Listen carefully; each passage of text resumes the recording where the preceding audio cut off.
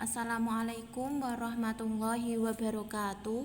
Kami dari kelompok 1 akan menjelaskan mengenai perbandingan umum ilmu fikih dan ilmu usul fikih yang diampu oleh dosen Bapak Muhammad Bahauddin Shum M.Hum.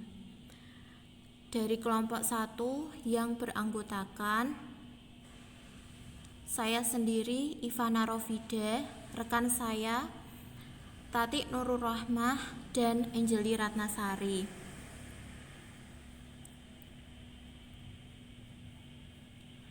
Latar belakang dari ilmu fikih dan usul fikih. Pada waktu Nabi Muhammad masih hidup, segala persoalan hukum yang timbul langsung ditanyakan kepada beliau, dan beliau memberikan jawabannya dengan menyebutkan ayat-ayat Al-Quran. Tetapi jika tidak ditemukan jawabannya di dalam ayat-ayat Al-Quran, beliau memberikan jawaban melalui penetapan hadis atau sunnah. Setelah Nabi Muhammad meninggal, para sahabat Nabi menemukan kejadian yang timbul dalam kehidupan mereka, dan mereka memerlukan ketentuan hukumnya, sehingga mereka mencari jawabannya di dalam Al-Quran. Bila tidak menemukannya, mereka mencari di dalam koleksi hadis Nabi. Bila juga tidak menemukannya, mereka menggunakan daya nalar yang dinamakan ijtihad. Hukum-hukum itu sebagian telah dijelaskan di dalam Al-Quran dan Sunnah, dan sebagian yang lain belum dijelaskan. Dari kumpulan-kumpulan hukum syariah yang berhubungan dengan segala tindakan manusia, baik berupa perbuatan atau ucapan yang diambil dari hukum-hukum Islam yang ada, atau dari mengistinbat dalil-dalil syariah Islam bagi kasus yang tidak terdapat hukum dan penjelasannya, sehingga terbentuklah ilmu fikih dan usul fikih.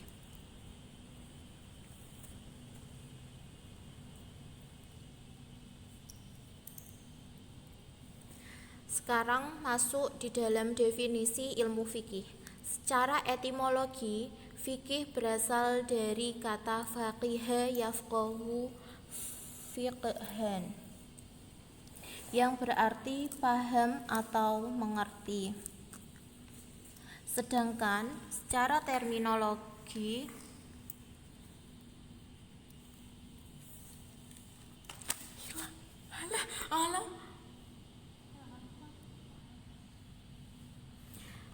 terminologi ilmu fikih berarti ilmu tentang hukum syar'i yang digali dari dalil-dalil tafsili atau dalil-dalil yang sudah dirincikan.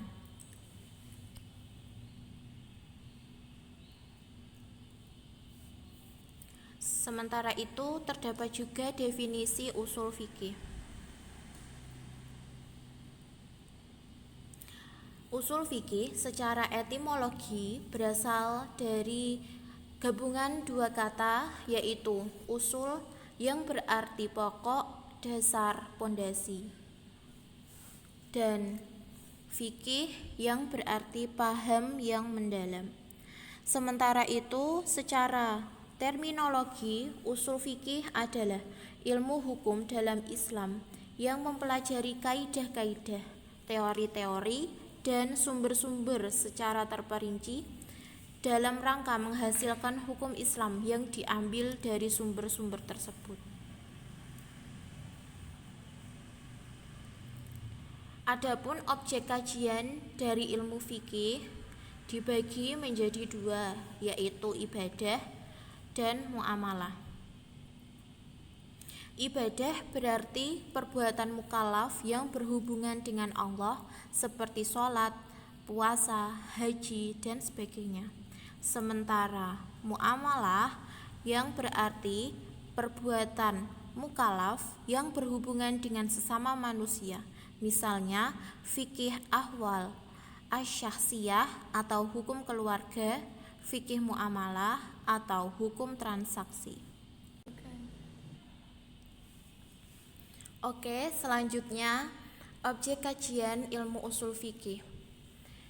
yang akan dibawakan oleh rekan saya, Tati Nurul Rohmah.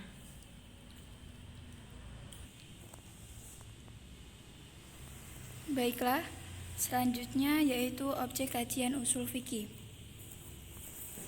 yaitu 1. Sumber hukum dalam Islam. Yang kedua, pembahasan ijtihad dan mujtahid. Yang ketiga, hukum syarak, taklif dan wad'i.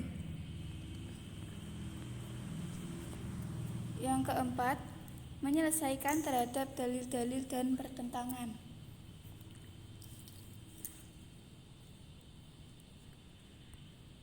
Selanjutnya yaitu tujuan ilmu fikih dan usul fikih. Tujuan mempelajari fikih ialah untuk menerapkan hukum syarak pada setiap perkataan dan perbuatan mukallaf.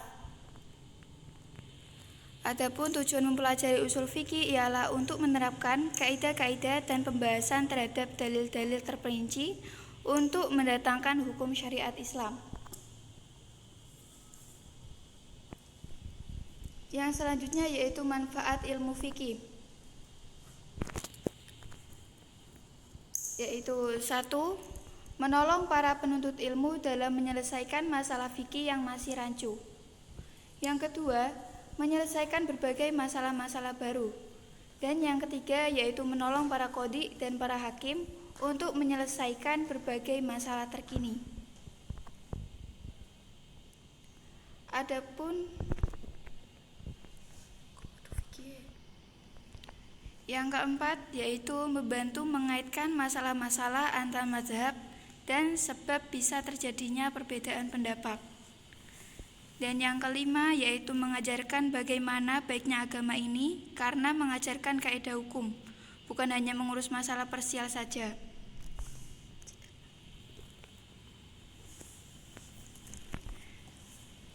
Selanjutnya yaitu manfaat usul fikih, yaitu 1. Mengetahui dasar mujtahid di masa silam. Yang kedua, memperluas wawasan tentang Islam. Yang ketiga, mengaplikasikan hukum sesuai syariat Islam. Yang keempat, memperkuat keyakinan terhadap hukum-hukum syarak. Dan yang kelima, mengetahui bagaimana para mujtahid membentuk hukum fikih. Selanjutnya yaitu perkembangan dan pertumbuhan ilmu fikih.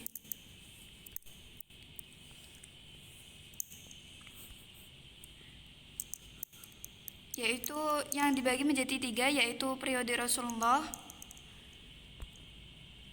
kemudian periode Khulafaur Rasyidin, dan zaman abad 1 Hijriyah sampai zaman 7 Hijriyah.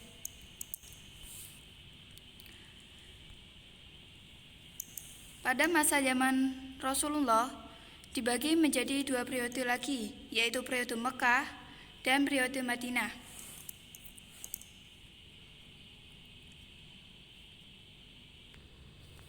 Pada periode Mekah, istilah fikih belum dikenal, tetapi banyak menekankan pada keyakinan akidah Islam yang berbentuk kepercayaan pada keesaan Allah, Nabi, dan Rasul serta kitab-kitabnya, hari kiamat, qada dan qadar, sehingga nyaris tidak berbicara mengenai aturan-aturan hukum beribadah.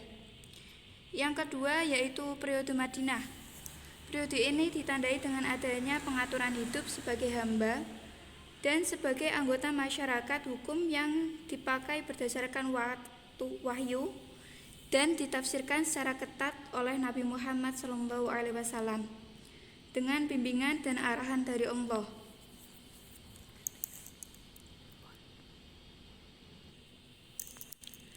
Kemudian yaitu periode Khulafaur Rasyidin. Periode ini terjadi pada saat peninggalan Rasulullah, yaitu tepatnya di zaman Khulafaur Rasyidin.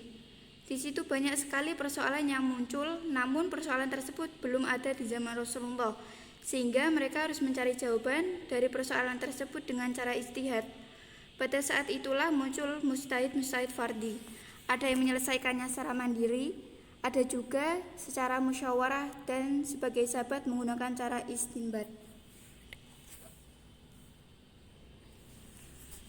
Yang terakhir yaitu periode abad 1 Hijriah, yaitu sekitar tahun 41 Hijriah atau 662 Masehi sampai abad 7 Hijriah, yaitu 656 Hijriah atau 1258 Masehi. Pada masa dinasti Umayyah, para sahabat berpindah ke kota-kota baru seperti Kufah, Basrah, Syam, Mekah, dan lain-lain. Di sana mereka mengajar ilmu fikih dan hadis. Adapun murid dari sahabat-sahabat tersebut disebut tabi'in, dan murid dari tabi'in disebut tabi'in. Kondisi ini menimbulkan pertentangan di antara tabi'in, sehingga dibagilah mereka ke dalam dua golongan, yaitu satu, golongan ahlul al-hadis.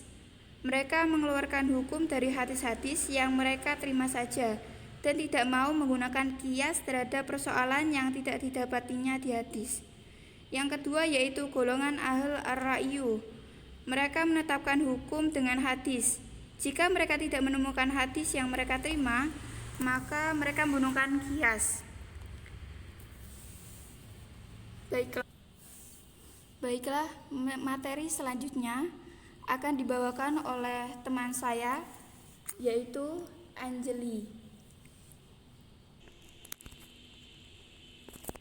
Baik, saya akan menyampaikan materi tentang fase pertumbuhan dan perkembangan ilmu usul fikih.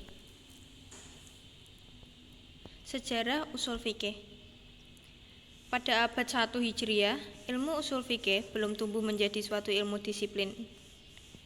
Kemunculan terjadi pada abad 2 Hijriah dengan kondisinya yang masih campur dengan pembahasan ilmu fikih.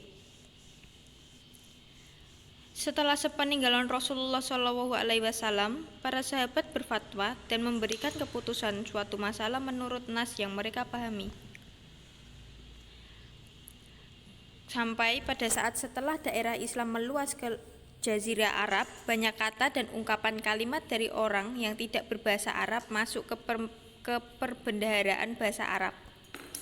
Mereka lalu menyusun aturan-aturan dan kaidah-kaidah bahasa yang dijadikan sarana untuk memahami nas secara benar menurut aturan bahasa.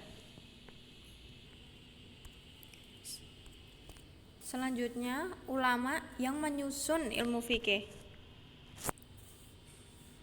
Orang pertama yang mengkodifikasikan pembahasan dan kaidah-kaidah ilmu usul fikih ialah Imam Muhammad Idris al-Syafi'i. Kemudian disusul oleh Imam Abu Hamid al-Ghazali yang telah menyusun kitab usul fikih yang diberi nama Al-Mustafa. Selanjutnya, Imam Muzaffaruddin telah mengumpulkan kedua usul karya Al-Badawi al-Hanafi dengan karya Al-Amidi dan Al-Syafi'i, yakni Al-Ihkam. Kemudian Imam Saifuddin Al-Amidi telah menyusun kitab yang diberi nama Al-Ihkam fi Usul Al-Ahkam. Persamaan ilmu fikih dan usul fikih, yakni sama-sama mengarahkan manusia kepada jalan yang benar.